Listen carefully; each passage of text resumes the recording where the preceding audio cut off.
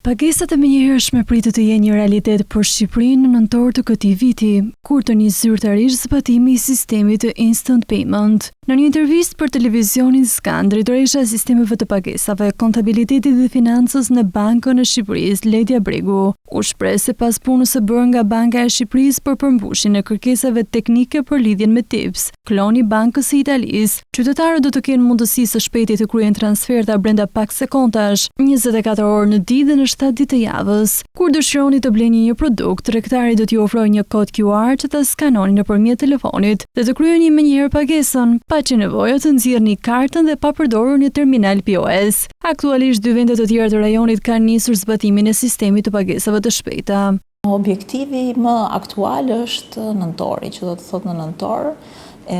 koordinuar dhe me gjithë tregun bankar dhe jo bankar,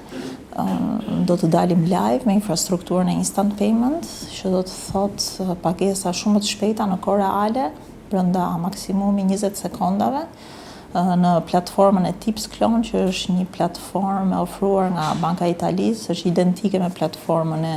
ECB-s dhe Bashkimit Evropian, që është platforma TIPS. Një synim shumë i madh është njëkohësisht edhe konkurrueshmëria e transaksioneve me karta, pra do ofrohet një model i pagesave me QR code, i cili mundson tregtarëve të ofrojnë pagesa elektronike, pavarësisht cilën bank apo jo bank zgjedhin, në mënyrë dhe në një formë apo me një kosto shumë më të lirë se sa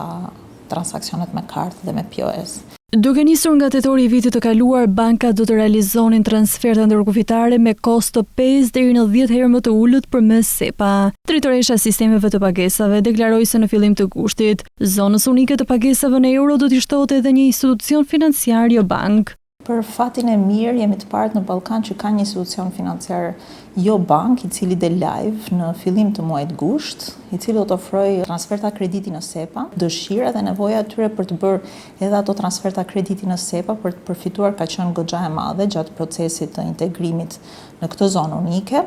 Është disi më komplekse se sa bankat, pas janë institucione financiare më të vogla, kanë një kredibilitet ende të paprovuar, kështu që është një ushtrim shumë më kompleks për ta që t'i tregojnë, le të themi, kundër palëve të tyre në sistemet e pagesave europiane që janë po aq të sigurta, po aq efektive, eficiente për të ofruar një skem të tillë. Të dyja këto sisteme rrisin përfshirjen financiare dhe ulin kostën e transaksioneve për biznesin dhe konsumatorët.